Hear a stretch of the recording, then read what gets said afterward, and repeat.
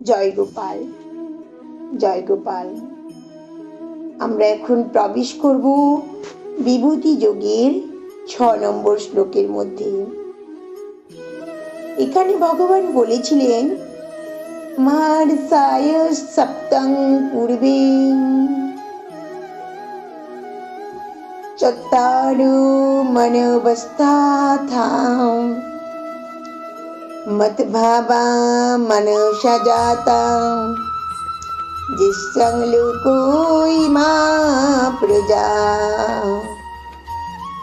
অর্থাৎ সপ্ত মহর্ষি ও তাদের পূর্বজাত সনকাদি 4 কুমার ও 14 মনু সকলেই আমার মন থেকে উৎপন্ন হয়, আমাহুতি জন্মগ্রহণ করেছে।